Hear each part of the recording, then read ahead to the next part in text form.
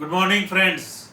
I am very much excited today because I am going to talk about a very powerful thing which is fascinating the whole world.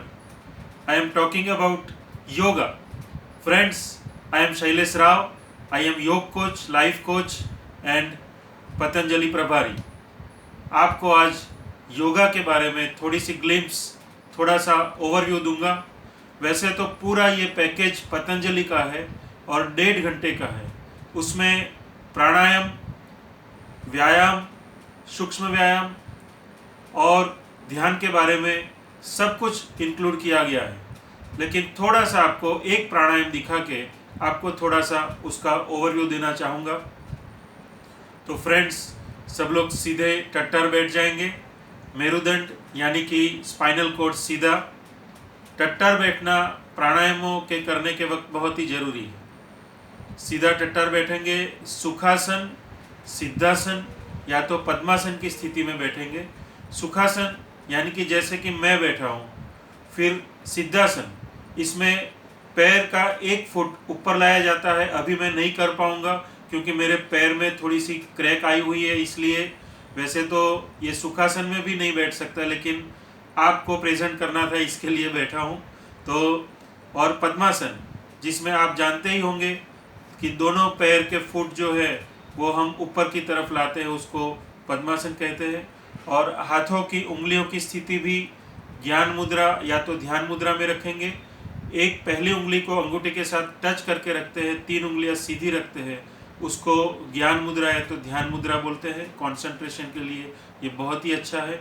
और दोनों हाथों को अपने दोनों घुटनों पे टिका के फिर सहजता से अपनी दोनों आंखें बंद करेंगे.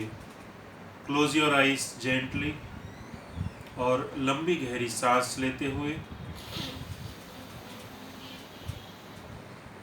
ओमकार करेंगे. ओम.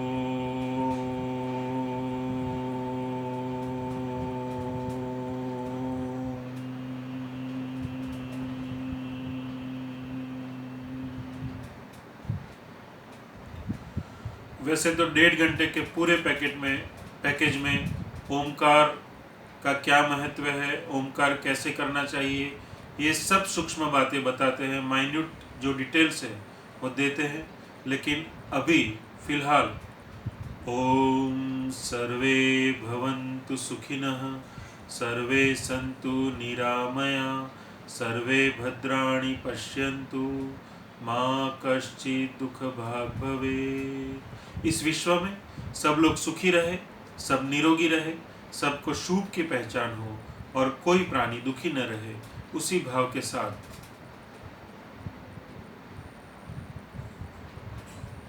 शुरू करेंगे योगा. लेकिन उसके पहले हमको ये जो शिवालय देवालय रूपी शरीर दिया है, उस परम पिता परमेश्वर के चरणों में नमन वंदन करते हुए, अपने माता पिता के चरणों में, अपने गुरुजनों के चरणों में, माँ भारती, माँ धरती के चरणों में, अपने देश के शहीद सैनिक और महापुरुषों के चरणों में नमन वंदन करते हुए आइए सुबह की इस प्रातः बेला में, अमृत बेला में, ब्रह्म मुहूर्त में, प्राणवायु युक्त वातावरण में योग का अभ्यास करते हैं, योग की शरण में चलते हैं और उसी प्रकार प्रभु के इस दिव्य साम्राज्य में शामिल होते हैं. योग के अभ्यास में सबसे पहले करेंगे प्राणायामों का अभ्यास.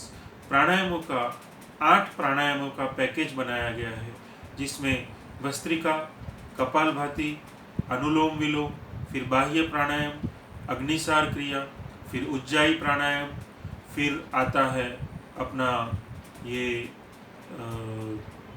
भ्रामरी प्राणायाम और उद्गीत प्राणायाम, और बाद में ध्यान कराया जाता है. तो आज हम सिर्फ भस्त्रिका प्राणायाम के बारे में बात करेंगे. भस्त्रिका प्राणायाम के लिए वैसे तो हम श्वसन करते ही हैं, ब्रीदिंग करते ही हैं, लेकिन उसको नियम से किया जाए तो उसको प्राणों को आयामित किया जाए, नियमित किया जाए तो उसको प्राणायाम बोलते हैं. लंबी गहरी सांस लेंगे. सांस को जितनी सांस ली है उतनी सांस को बाहर की तरफ छोड़ेंगे.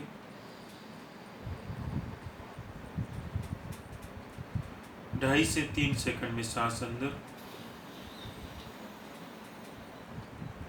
उतनी ही मात्रा में सांस को बाहर छोड़ना है।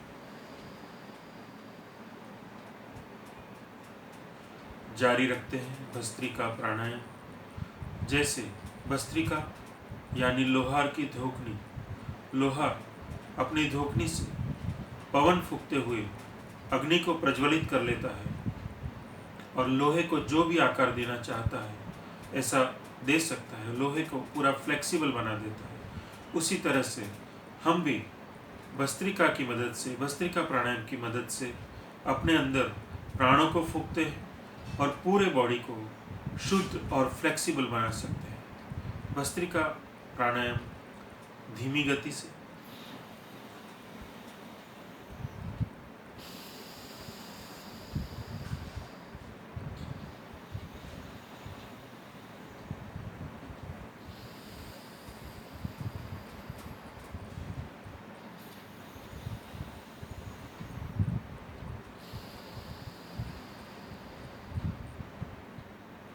अंदर जाती हुई सांस के साथ इस विश्व में जो शुभ है, जो निरंतर है, जो अनंत है, जो नियमित है, जो ब्रह्म स्वरूप है, जो परमात्मा स्वरूप है, इस विश्व में, इस वातावरण में जो प्राणवायु है वो मेडिसिन के रूप में, और जो भी पॉजिटिविटी है वो सब कुछ मेरे अंदर जा रहा है। बाहर निकलती हुई सांस के साथ इस शरीर में जो अशुभ है, जो रोग है, रोग का कारण है, रोग का जीवाणु है, रोग का कीटाणु है, वो सब कुछ बाहर जाती हुई सांस के साथ बाहर निकल रहा है। ऐसा भाव करें।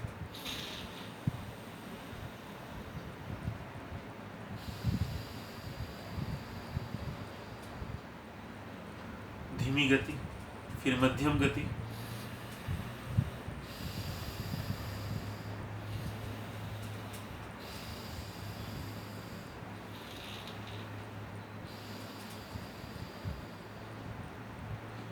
और जो युवान है, निरोगी है, जो सशक्त है, वो उसको फास्ट भी कर सकते हैं।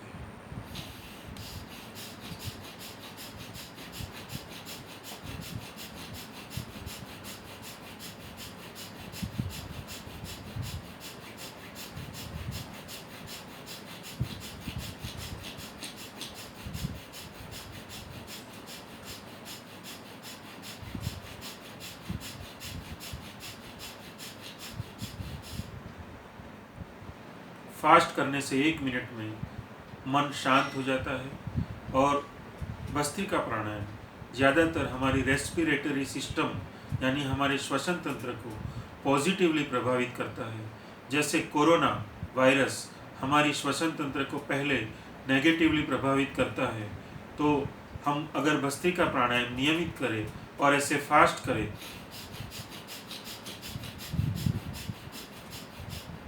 तो कोरोना वायरस की जो नेगेटिविटी है वो ख़त्म हो जाती है और पूरा श्वसन तंत्र, पूरे रेस्पिरेटरी जो ट्रैक है वो कम्प्लीटली क्लीन एंड क्लियर हो जाता है और जो कोरोना वायरस का जो नेगेटिव प्रभाव है उसको ख़त्म कर देता है। और इसी तरह से, और इस लॉकडाउन के पीरियड में जैसे गाड़ी पड़ी रहती है तो उसके टायरों में से हवा निकल जाती है और उसमें हवा भरनी पड़ती है, तभी हम उसको चला सकते हैं। उसी तरह से हम भस्त्रिका प्राणायाम करते हैं तो ये जैसे कि हवा भरने का काम है।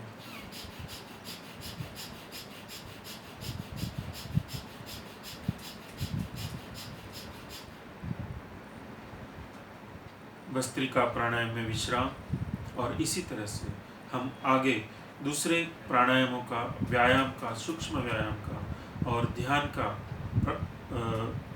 और साथ साथ में हम जो कि आसनों का अभ्यास भी कर सकते हैं।